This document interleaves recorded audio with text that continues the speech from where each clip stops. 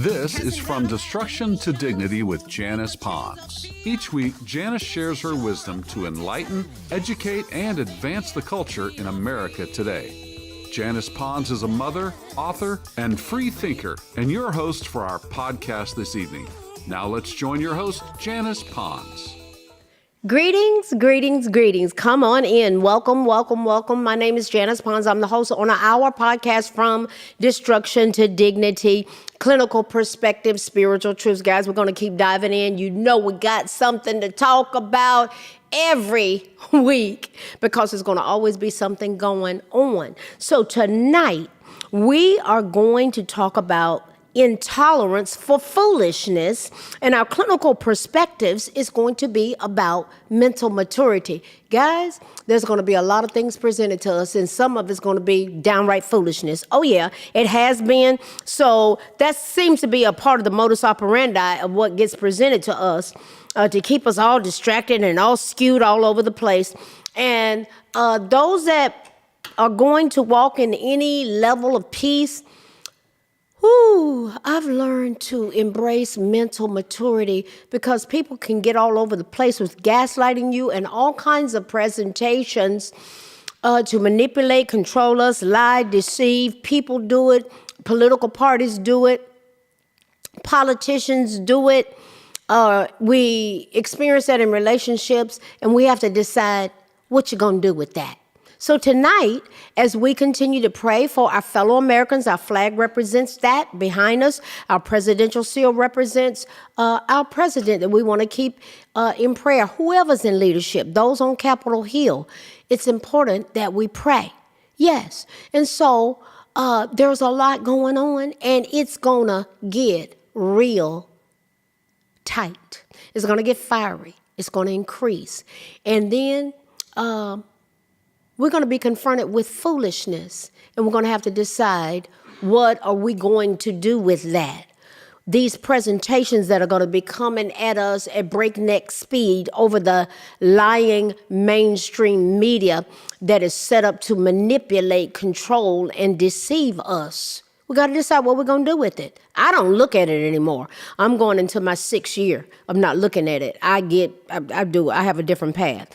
So if you want to know, now talking about foolishness, if you want to know, somebody say, I don't know why Trump was even elected. Well, if you want to know why he was elected, go back and watch Barack Hussein Obama's attack speech at Jesse Jackson's funeral. Go back and just look at his cadence and pay attention to what he said.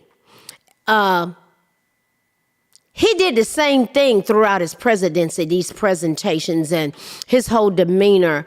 He created a straw man to describe Republicans as bigots who force Americans to turn on each other. I'm going to say it right now. Let me just get it out there, and it's easy to prove. It's easy to prove. Barack Hussein Obama and his wife, Michelle, they're the biggest disappointment ever in terms of bringing us together as a nation. They have been the most divisive people in America to keep things stirred up surrounding race. Prove me wrong. Prove me wrong. I'll wait. Put it in the comments. If I'm missing it there, prove me wrong.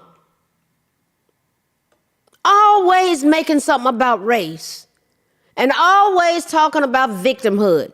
So that was that straw man that he presented at Jesse Jackson's funeral to describe Republicans as bigots who forced the American people to turn on each other. He said similar mess when he was president and the GOP was a party of Bush, McCain, and Romney back then. It's a language of bitterness and resentment that makes good people recoil to be described that way. That's not how we are. Not what he describes all the time.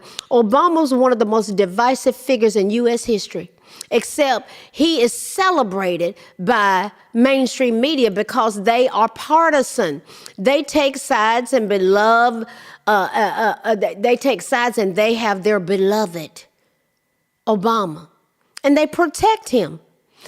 Conversely, they try to rip President Trump apart. They don't give him credit for what he does. They don't. Not the mainstream media. It's no wonder that a tough, no BS, bull in the China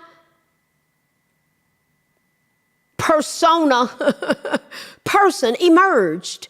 That person was a fed up Trump who broke the mainstream media. He broke them by not caring what they thought. He would point at them, say, see, that's your fake news, your fake news. Remember he started that? Why? He called them out. He showed us that you can punch back and win. His rise coincided with the welcome birth at long last of conservative media, which gives voice to the voiceless who had been forced to consume the prejudices of the mainstream media. It's just like what Joseph Goebbels was doing back during the days of Hitler with his people receivers, and it programmed them and it programmed them. It's no different. The mainstream media is just like the tools of persuasion, which were these radios that people had, that they controlled them with propaganda, called people receivers. That's what's going on the TV and radio today, especially TV, mainstream media. I don't look at it because they lie. Why am I going to look at lies? This is why so many, a lot of people just don't really like Obama. He always has been and always will be divider in chief. That has been his presentation. He put America last, guys, and that made him weak. Patronizing others. He said some of the most asinine things. He put America last. He put Christians last. You seen the Christians, how they were lined up overseas and what happened to them? And under Trump, you had 800 pastors being released from prison in Venezuela. Conversely, even the people in Iran, on the underground church, they were rejoicing. We got a ways to go on all of that leveling out, but it is what it is where we're at right now. There's a lot on the line with that number one terrorist country in the world over there.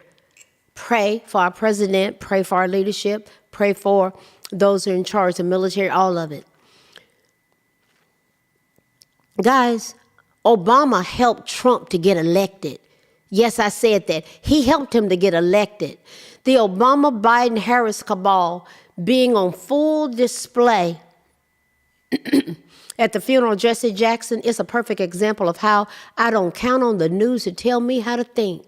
I look at events for myself, and I use basic logic and deductive reasoning, and I'm encouraging you to do the same, guys. We don't need to tell them what to think. They lie all day long, and it's gonna heat up as we get closer to this election in November. Based upon facts, we need to have facts that are synthesized and integrated, void of manipulation and emotions of the lying, manipulative mainstream media. I remember when I detoxed myself from it, God told me to turn it off. And I was like, well, I hadn't looked at it in 2 weeks. Why am I going back? And so 2 weeks is turning to 6 years. Obama started off that speech at that funeral of Jesse Jackson, explaining the conditions that Jesse Jackson lived under when he was young. And every single thing that he described is what was perpetrated upon this nation via the Democratic Party. Guys, that's history accurately told. Then he shifted to talking about justice, fairness, and hope, and keeping a cadence in his voice, switching his dialect, and at times even kind of segueing into what I call jive talking. That's part of his presentation, just a way that he does. Obama talked about how we were living in a time when it can be hard to hope. Oh, really? There are a lot of things that we can hope for. He said that each day we wake up to some new assault on our democratic institutions and setbacks on the idea of the rule of law. The major law-breaking, perpetrating leader of perpetration of the breaking of law, dishonoring our Constitution and setting up mayhem. And he has a nerve to talk about the rule of law. Let me keep going. Every day he said you wake up to things you just didn't think were possible. Well, that's what we say in terms of what you perpetrated upon us. We didn't think all these things were possible. We didn't think that billions upon billions of our taxpayer dollars would be given to Somalis and that they would send it overseas to Africa. We certainly didn't think we would wake up to that. Each day, he said, we're being told by those in high office to fear each other and to turn on each other. And that some Americans count more than others. See, you know what? He's lying right there. He lied when he said that because he's talking about the illegal immigrants. They aren't Americans, guys. They're not citizens. So we don't think we're any more better than them. What we're saying is come in the right way. We welcome you. We welcome you. Now, get this, my fellow Americans and my brothers and sisters. He went on to say, and I want you to lean in right here. He went on to say that everywhere we see greed and bigotry, that's related to racism. That's all he and Michelle push. Said should be their middle name. He said that's what's being celebrated, and bullying and mockery masquerading as strength. We see science and expertise being denigrated. What's he talking about? Science. We had a Supreme Court justice that Biden put in, didn't even know the definition of a woman. That's what they pushed on us, that there's no such thing. Telling children, you can be a pelican, you can be whatever you want to be, but you're not a male or female. That's what was being pushed in our public schools, and we were paying for it, and we've gotten that mess out of there, and it's still discovering some books that got in there that were donated. Guys, it's a mess what was perpetrated upon us.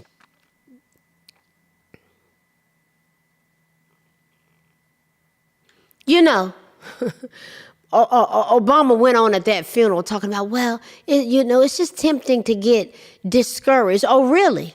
Based on what y'all did to us? To give into cynicism? Well, we're choosing to not be cynical. We're choosing to tell the truth. And we hope and believe and want to participate in the process of us being better. And he talked about a storm passing over. When you got put out and we won the election in 2024, we believe that contributed to the storms being addressed. What they perpetrated upon us, guys, is crazy. When I heard him, I thought to myself, what is that man talking about? Science and expertise being denigrated? Surely he wasn't referring to the definition between a man and a woman.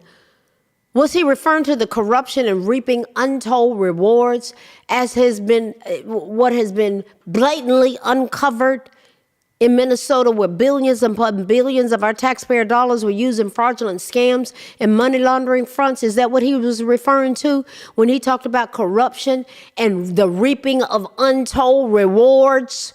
Who reaped untold rewards while Americans suffered? Was he referring to the nearly $700 million in cash that was detected in passenger luggage leaving St. Paul, Minneapolis, the Minneapolis-St. Paul International Airport? That happened over the previous 2 years. That's what's been uncovered. Massive cash exodus. Transported in suitcases. Who was doing that? It was all linked to Somali money couriers and fraudulent activity, guys. That's our reality. Was Obama referring to the fraudulent scams that have been uncovered that occurred during, and I'll say it,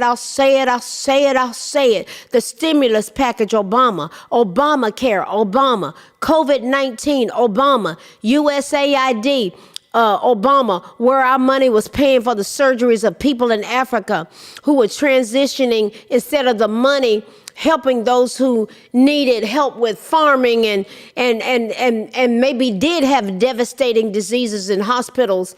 And then there's illegal immigration. The Obama, Biden, Harris cabal has been involved in it all. Guys, we were paying for their housing, their health care, their child care, their food, free money card, video games. Oh my God. They were just like, oh, hurry up and get over there. We get all these freebies. Guys, they had thousands of these people that they brought in that were convicted criminals. And what did they do? They leased them on our streets. 13,000 of them were convicted already. Oh my God. Is that what Obama meant when he said corruption was reaping untold rewards every single day? Was he talking about the 98 individuals who've been charged in relation to fraud in Minnesota, and where 60 of them have already pled guilty or been convicted? And you got people saying nobody's been arrested. They won't tell you on the news. That's why you don't know. Surely. That surely had to be who Obama was referring to. Guys, do you get the picture? Do you get the picture? Do you get the picture? Then you had Biden. He's an extension of Obama, talking about it's tough and we're dealing with an administration didn't have any values and it was a mess and gosh, guys, he was perpetrating a mess where we had 10,000 illegal immigrants crossing our border to the tune of 10,000 a day. And 800,000 of them being criminals who had done heinous crimes as already determined by a court system.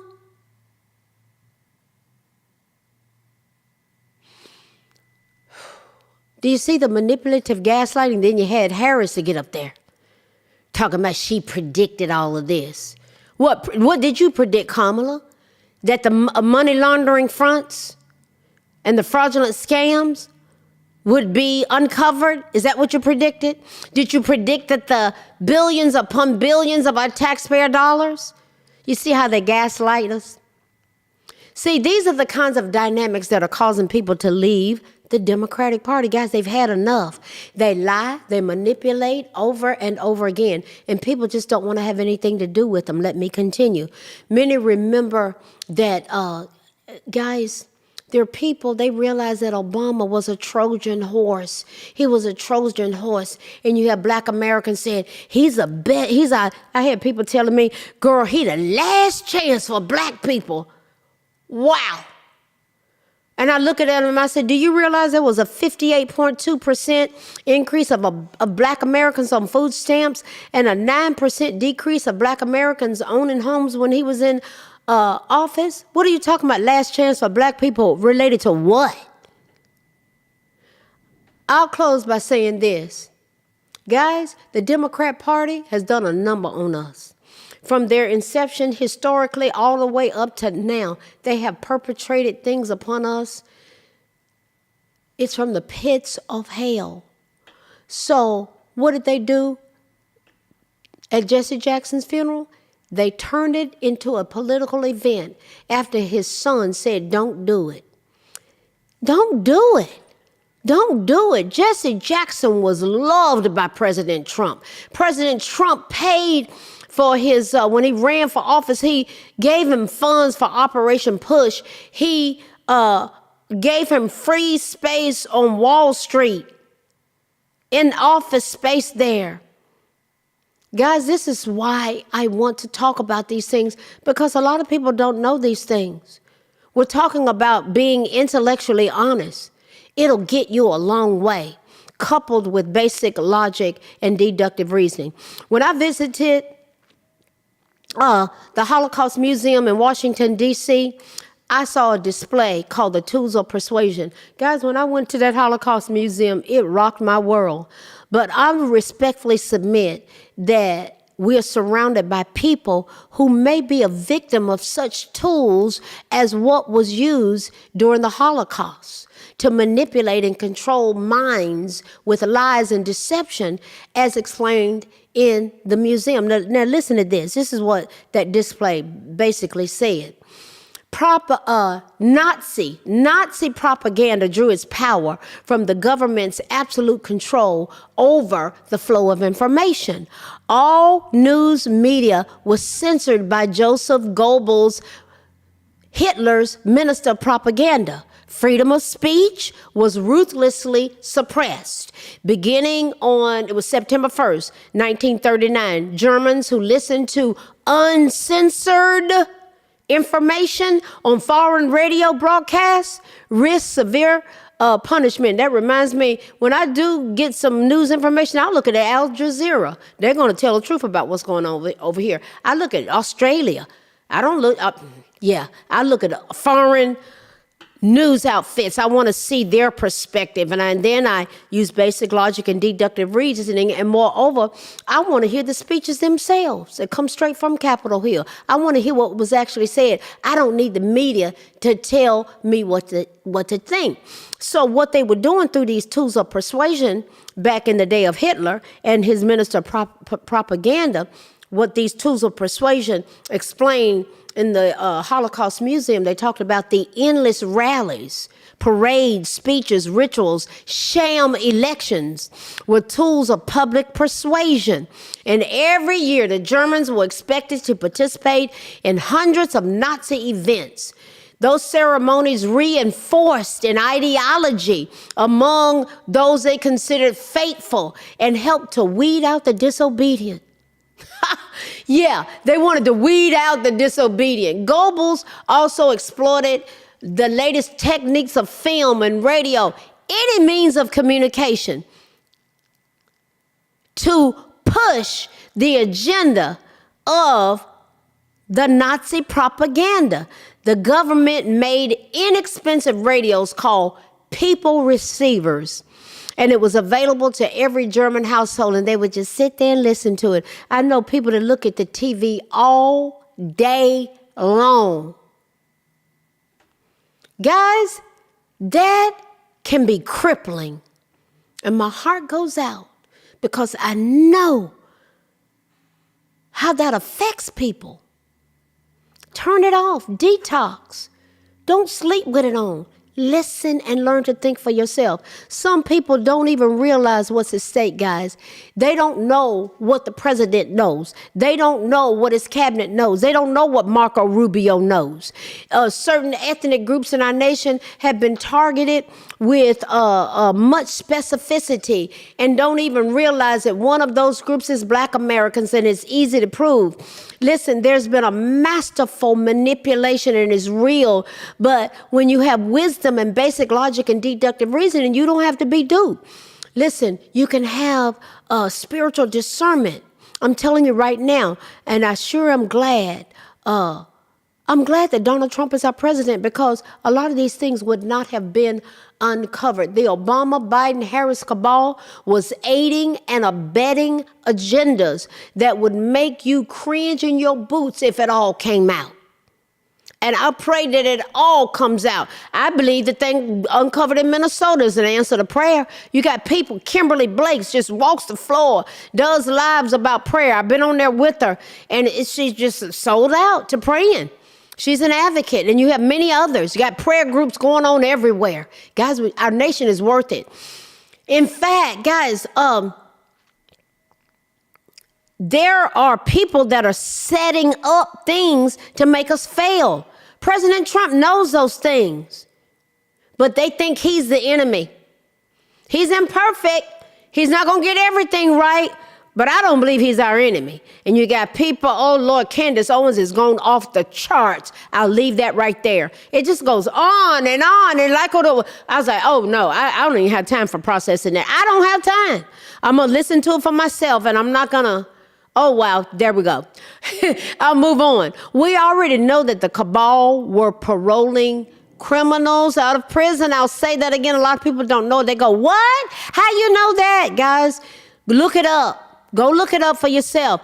These people were being flown into our country. Our taxpayer dollars were paying for their housing, health care, food, free money card, child daycare. What does that say to you? What does that say to you? We were not the priority. Guys, wake up. The stakes are high. It's all of these types of dynamics that involve the dire need for us to know that there's a lot at stake, to step up with our knowledge. And we need leadership that's exhibiting and flowing, and us flowing in mental maturity. So let's touch upon that in terms of our clinical perspective. What does that look like? Mental maturity is a transformative, lifelong process that fosters resilience, emotional regulation, and deep self-awareness, allowing individuals to choose peace over ego and respond rather than to react. Mental maturity, we're talking about being mature. Mental maturity and emotional maturity ties in together. It enables healthier relationships through empathy, vulnerability, and clear communication, while enhancing decision-making, stability, and personal freedom. What are some key facets of being mentally and emotionally mature? What are key facets?